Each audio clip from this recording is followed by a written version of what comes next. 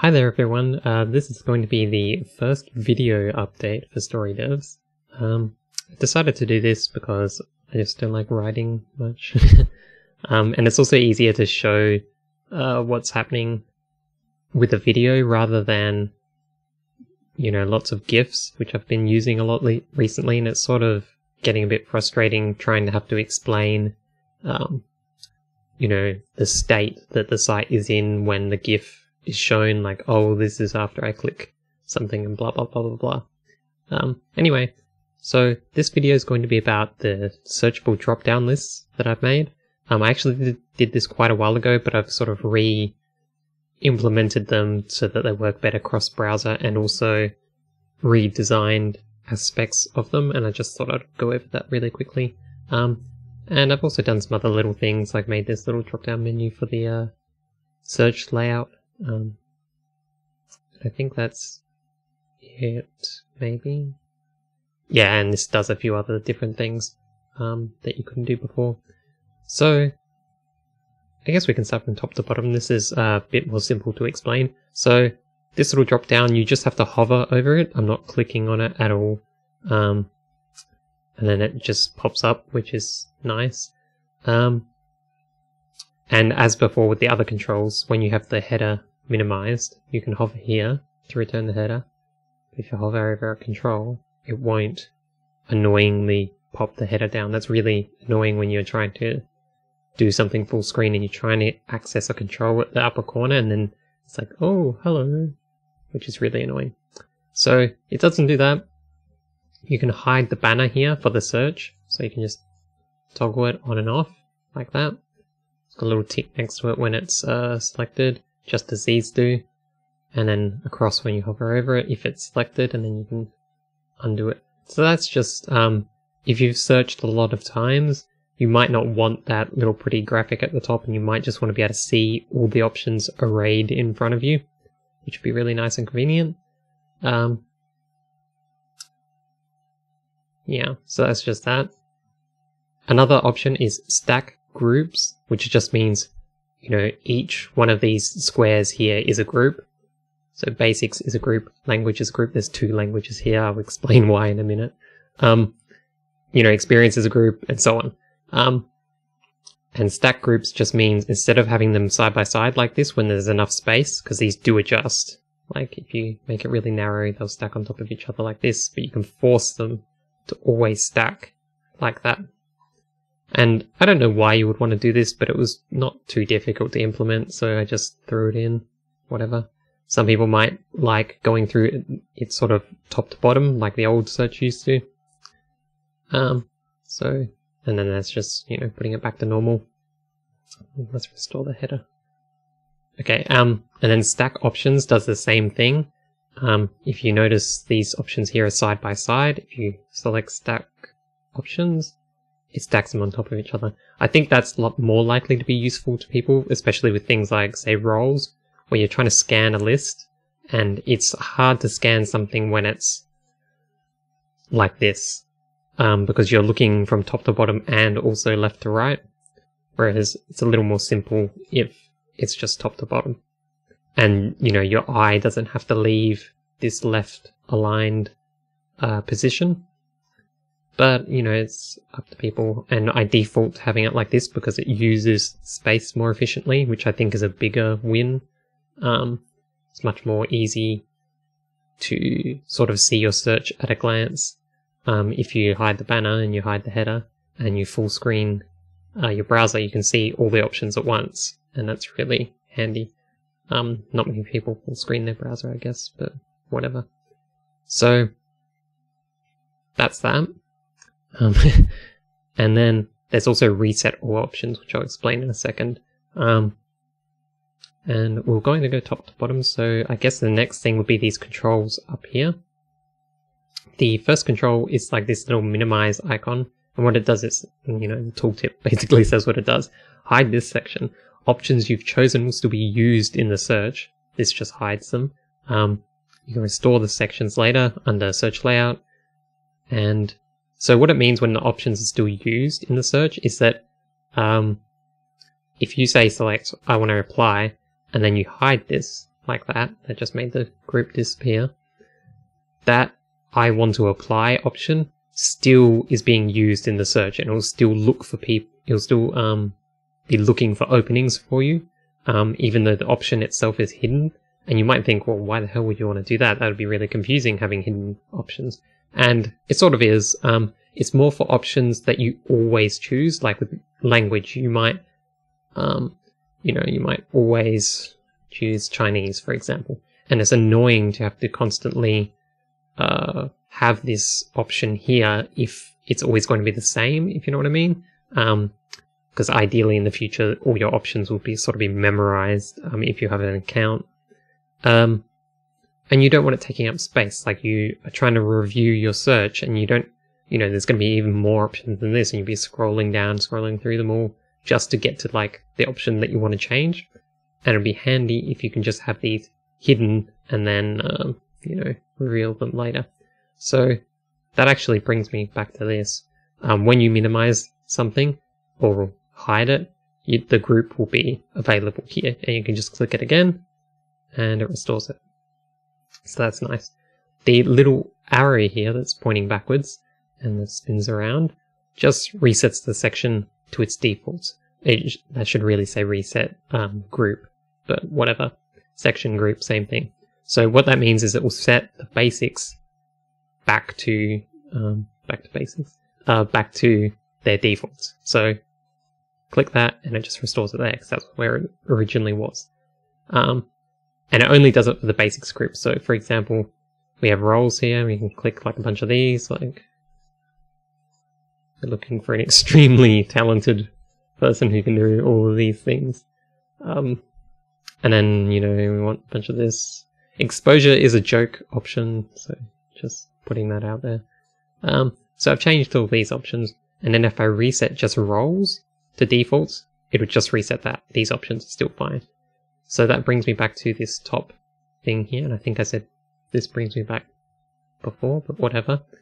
And reset all options. So this, if you look at the compensation and experience, it resets all of them. So basically resets the whole page to its defaults, which is really handy. It actually doesn't reset this. That's a bit of an oversight. Just pretend that says English now. So English. There we go. So that's that. That's these controls. And, you can basically hide absolutely every group if you want to. I don't know why you would want to do that, but it's possible. And it will still work. So yeah. That actually there's a bug because I've got 2 language groups, so I have to refresh, but whatever. Okay, so now onto these searchable dropdowns. What's changed and what's the same? Well, the same stuff is that it sort of looks the same. There's a couple of graphical changes that I've made. You can notice I've got like this little triangle thing, which was here before, but I've changed it so that it animates, which isn't really a big deal, but it sort of mimics the design of this. So it's sort of a consistency thing that all drop downs will have like this little triangle pointing downwards towards them. And you just have to hover over these text lists now. You don't have to do anything. You don't have to like click or tab onto them, although you can do both of those things. Tabbing doesn't work quite correctly right now. I'll be sort of looking into making the keyboard navigation a bit better in the future. Another graphical thing I changed is the scroll bar. It's just more narrow now. The original scroll bars look like this. The reason for this design originally was that I wanted a thin scroll bar that showed you where you were and didn't get in the way, but that was also easy to click. So that's why it's very, very wide. Like, it's got a lot of padding here between the side of the page and the scrolly thingy. And then it's got a lot of padding on this side as well, which you can't see. But you'll notice that if you look at my cursor, when I go to select here, it turns into an arrow, it turns into a pointer hand over here, and I can actually grab this without touching it visually. It's got a very, very generous collision on it. I don't think collision's the right word, but, you know, whatever. And that's just to make it easier to, like, select, because it's very thin, as I said. And I want it to be very forgiving for when you're just in a hurry to click on that and scroll down. But the problem with it is it's not obvious that it's got that generous detection box. And so it's not exactly the best design in the world. You sort of have to use it once before you know that's the case. And even then, it's possible to use it and not know that. Like, you might try to click in the center every single time, and that could be very irritating.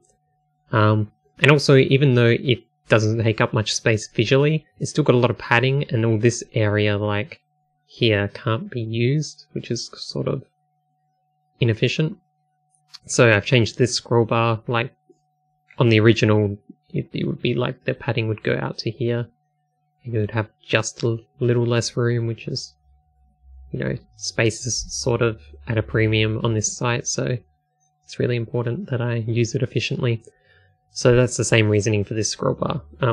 You've got a lot of options, and some of them are quite long. And this text box might not look very wide, but when you open both columns, or all three columns rather, you don't have a lot of space to work with. You don't, you know, you don't want to go past here and be like overlapping and it just look really nasty. And you also want this indented to show that it belongs to the previous paragraph, which is pretty important, so that people can read it really quickly. Even though I don't do that with these options here. Maybe that's not that important. I don't know. Anyway. So those are the graphical changes, the little arrow and the scroll bar. And so, as I just said, you can hover over it and it just appears. That's really convenient. It also disappears. Actually, it's sort of hard to know what to say first about these, because all the things it does are sort of interlinked. So, it hovers when you hover on it, it appears. If you move away without clicking on it or typing, it'll just disappear. Like this. I'm not clicking, I'm not typing. If you click on the text box, like this, and then you move away, it will not disappear, because you've done something very explicit to indicate that you want to interact with this in some way. Whereas hovering over something is implicit. It's more like, I'm sort of interested in this, I might want to look at this, and you can scroll through this list if you want to while that one's still activated.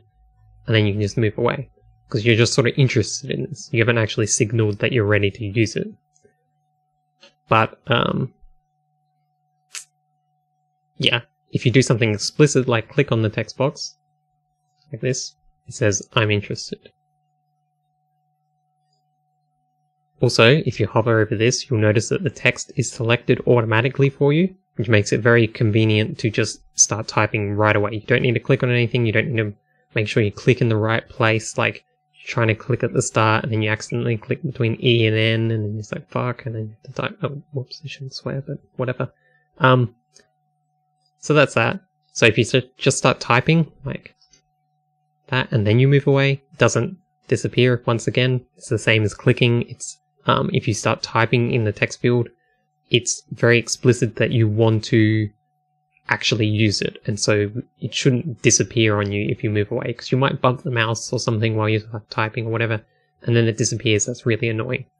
And then if if it has no text in there, it just says type here. Originally, the original versions of these had this as a default. They didn't have an option selected.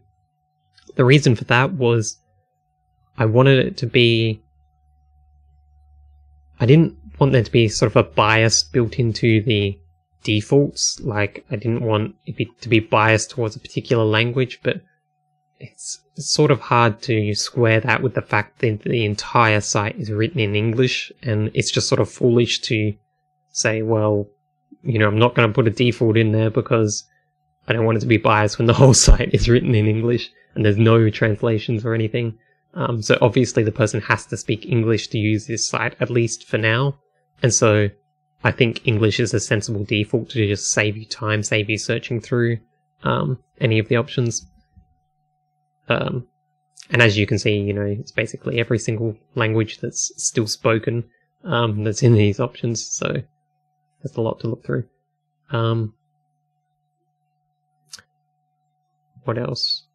There's another thing. Oh yeah, just stuck in here for a second to change an option. Here it is. Okay. So now if I hover over this, it's got this red box. What this red box is the hover area of the drop-down list. So this means if you, like, because you know how when you hover over this, if you move away, it just disappears. But the area, like the sensitivity of that, or the forgiveness of that is quite wide. I've put a load of padding on there so that you can still hover here that in a place that's technically not part of the list. And it doesn't disappear, but as soon as you leave the red square, it disappears. The reason for that is the scroll bar, like when you're scrolling, if you click on here, and then you drag it, if you look at the cursor carefully, I'm still dragging, I've still got my left mouse button held down. If it goes down here, it disappears. And that's really irritating. If you actually take off the padding, it disappears really easily. Because it's like, you know, scrolling up here and see how my mouse cursor just naturally sort of drifts outside the box. If it did this without the red square there, it would just disappear, and it's really irritating to use if it keeps disappearing. Because like the position of the scroll bar stays there, but it's still annoying that when it disappears, you have to like hover back over it, and you were hovering here, and then you're just like disoriented because it's just like, where the hell am I now? It's just nicer with this forgiving sort of box here. You can sort of just, you know. So I think that about wraps it up. I can't think of anything else. Yeah, I think that's about it. The only other thing is that, not even really worth mentioning, but I adjusted the tooltips so that they appear at the side here. It's sort of difficult to handle them in some cases, like with these options. You can see the tooltips obscuring several other options. There's no real good solution for this with the current layout, because where do you put the tooltip? You can't put it to the side where there's nothing. You can't really put it over here because it obscures options all around it, really, in a semicircle. The only way you can really get around this is if you stack the groups, and then you hover over, say, Visual Artist, and then put the tooltip over here. But, you know, I don't really like the stack groups option. Yeah. Oh, and the reason I had two languages up, in case it wasn't apparent, is just so that I could show you when you select one of them, you can still hover over the other. And, you know, in practice, this drop down would be, and this group would be something different. Say like, I don't know, like the currencies you want to deal in. And so this might be called money. I don't know what it would be called. But, you know, there's a currency thing here, payment options or some shit. And then there'll be a load of currencies here, and you'd be able to scroll through here at the same time as you're, you know, typing in the language thing. You probably don't want to do that very often, but it's a thing you can do. And there may be times when you want to cross-reference the contents of different lists, such as if you chose programming, you would get like a load of other context options. So like, there might be like another, what do you call it, search group called programming or whatever, and then it has programming languages, just pretending it's programming languages, and then it has another drop-down list beneath it called game engines or whatever. And so when you're still choosing a programming language, it may be possible that you would want to look at game engines as well. There's a bug on my desk. Go away, little bug. Looks like a little ladybug. Okay, it's gone. And I think I'm done.